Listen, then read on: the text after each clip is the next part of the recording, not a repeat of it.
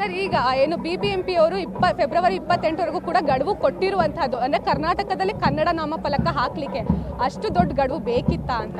ಅದಕ್ಕಿಂತ ಮುಂಚೆ ಇದು ಬಹಳ ವರ್ಷದಿಂದ ಕನ್ನಡ ನಾಮಫಲಕ ಕಡ್ಡಾಯ ಅನ್ನೋದು ಕಾರ್ಮಿಕ ಇಲಾಖೆಯಲ್ಲಿ ಕಾನೂನಾಗಿದೆ. 2020ಯಲ್ಲಿ ಆಕ್ಟೇ ಆಯಿತು ಅಂತ ಹೇಳಿದ್ರು, ಮುಖ್ಯಮಂತ್ರಿಗಳು ಹೇಳಿದ್ದಾರೆ ಆಗಿದೆ. ಅದರಲ್ಲಿ 50 ಇತ್ತು, 50 ಭಾಗ ಕನ್ನಡ, ಮಿಕ್ಕಿದ ಭಾಗ. ಅವತ್ತಿನಿಂದ ಇವತ್ತಿನವರೆಗೂ ಯಾಕೆ ನೀವು ಗಡುವು ತೊಗೊಂಡಿಲ್ಲ? ಅವತ್ತಿಂದ ಯಾಕೆ ಬೋರ್ಡ್ ತಪ್ಪಿಸಲಿಲ್ಲ? ಅಂದರೆ ದುಡ್ಡು ಕೊಡ್ತಾ ಇದ್ರ ಅವರೆಲ್ಲ, ನಿಮಗೆ ಲಂಚ ಕೊಡ್ತಾ ಇದ್ರ? ಆಮೇಲೆ IT BT ಅಥವಾ ಇಂಥ ಕಂಪ್ನಿಗಳೆಲ್ಲ ನಿಮ್ಗೆ ಏನಾದ್ರು ಬ್ರೀಫ್ ಕೇಸ್ ಕೊಟ್ರ? 40% ಕಮಿಷನ್ನಿಂದ ಸುಮ್ಮನೆ ಇದ್ರ? ಈಗ ಇದ್ದಕ್ಕಿದ್ದಂಗೆ ಹೋರಾಟ ಮಾಡ್ತೀವಿ ಅಂದ ತಕ್ಷಣ ನಾವು ಕಾನೂನಿಗೆ ತೊಗೊಂಡು ಒಂದು ನೀವೇ ತೊಗೋಬೇಕಾಯ್ತು. 22ರಲ್ಲಿ ಆಗಿದ್ದನ್ನು ಇದುವರೆಗೂ ಬಿಟ್ಕೊಂಡು ಬಂದಿರೋದು ಉಲ್ಲಂಘನೆ. ನೀವು ಜೈಲಿಗೆ ಹೋಗಬೇಕಾಗಿರೋರು, ನಾವಲ್ಲ. ನಿಮ್ಮ ಅಧಿಕಾರಿಗಳು ಜೈಲಿಗೆ ಹೋಗಬೇಕಾಗಿರೋ. ನಾವೀಗ ಗಡುವು, ಯಾಕಂದ್ರೆ ನೀವು ನುಡಿದಂತೆ ನಡೆದಿಲ್ಲ, ಆ ಕಾರಣಕ್ಕೋಸ್ಕರ ನಿಮ್ಮ ಗಡುವಿನಲ್ಲಿ ಆಗದೇ ಇದ್ದರೆ ಸರ್ಕಾರವನ್ನು ಉರುಳಿಸೋ ಲೆವೆಲ್ಗೆ ನಾವು ಹೋಗಬೇಕಾಗಿ ಬರುತ್ತೆ.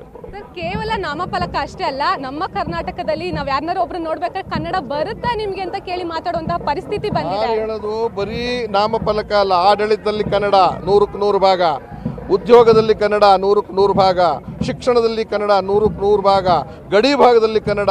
ಪರಭಾಷೆಗಳ ಅವಳಿ ನಿಲ್ಲಬೇಕು. ಇಲ್ಲಿ ಬಂದವನು, ಇಲ್ಲಿ ಊಟ ಮಾಡೋನು, ಇಲ್ಲಿ ಅನ್ನ ತಿನ್ನೋನು, ಇಲ್ಲಿ ಗಾಳಿ ಕುಡಿಯೋನು ಭಾಷೆ ಗೊತ್ತಿಲ್ಲದೆ ಈ ಊರಲ್ಲಿ ಇರೋದೇ ಬೇಕಾಗಿಲ್ಲ. ಅದು ನಮ್ಮ ವಾದ. ಸರ್, ಕೆಲವೊಂದಿಷ್ಟು ಮಾಲ್ಗಳು, ಕೆಲವೊಂದಿಷ್ಟು ದೊಡ್ಡ ದೊಡ್ಡ ಕಂಪನಿಗಳು ಹೇಳ್ತಾ ಇರುವಂತಹದ್ದು ಇಂಗ್ಲಿಷ್ನ ನಾವು ಬಳಸ್ತೀವಿ, ಕನ್ನಡವನ್ನು ನಾವು ಬಳಸ್ಲಿಕ್ಕೆ ಆಗಲ್ಲ ಅಂತ ಹೇಳ್ತಾ ಇರುವಂತಹದ್ದು. ಅದ್ರ ಬಗ್ಗೆ ಹಾಗಾದ್ರೆ ಊರು ಬಿಟ್ಟು ಹೋಗಿ. ನೀವು ಇಲ್ಲದೇ ಇದ್ರೂ ರಾಜ್ಯ ಏನು ಹಾಳಾಗೋಗೋದಿಲ್ಲ, ರಾಜ್ಯ ಉದ್ಧಾರ ಆಗೇ ಆಗುತ್ತೆ. ಎಷ್ಟು ದಿವಸ ಇರಲಿಲ್ವಾ?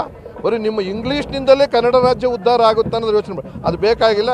ಕನ್ನಡದ ಬಗ್ಗೆ ನೀವು ಬೇಕಿಲ್ಲ ಅಂದರೆ ನೀವು ನಮಗೆ ಬೇಡ, ಹೋಗಿ. ಸರ್ಕಾರಕ್ಕೂ ಇದೇ ಹೇಳ್ತೀನಿ, ಅವರು ದುಡ್ಡು ಕೊಡ್ತಾರೆ, ಅವರ ಆಸ್ತಿ ಇದೆ, ಅವರ ಅನುಮಾನ ಎಲ್ಲವನ್ನೂ ಅನುಕೂಲ ಮಾಡಿಕೊಟ್ಟು ಅವರಿಂದ ನೀವು ಚುನಾವಣೆಗೆ 40% ಕಮಿಷನ್ ಪಡ್ಕೊಂಡು ಈ ರೀತಿ ರಾಜ್ಯವನ್ನು ಹಾಳು ಮಾಡೋದು, ನಾಡನ್ನು ಹಾಳು ಮಾಡೋದು, ನಮ್ಮ ಭಾಷೆಗೆ ಧಕ್ಕೆ ಬರ್ತಕ್ಕಂಥದ್ದು ಮಾಡಿದ್ರೆ ನೀವೇ ಬೇಡ ನಮಗೆ.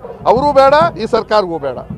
ಸರ್, ಒಂದು ವೇಳೆ ನಾರಾಯಣಗೌಡ್ರನ್ನ ಈಗ ಬಿಡುಗಡೆ ಮಾಡಲಿಲ್ಲ ಅಂತ ಹೇಳಿದ್ರೆ ನಿಮ್ಮ ಹೋರಾಟ ಯಾವ ರೀತಿ ಇರುತ್ತೆ? ಕೂತು ಮಾತಾಡ್ತಿದ್ವಿ. ನಾವೆಲ್ಲ ಸಂಘಟಿತರಾಗಬೇಕಾಗಿದೆ. 120 ಆಗಿ ಹೋರಾಟ ಮಾಡೋಕ್ಕೆ ಸಾಧ್ಯ ಇಲ್ಲ. ಸಂಘಟಿಗರಾಗಿ ಹೋರಾಟ ಮಾಡಬೇಕಾದ್ರೆ ಸಂಘಟನೆಯಿಂದ ತೀರ್ಮಾನ ಮಾಡ್ತೀವಿ.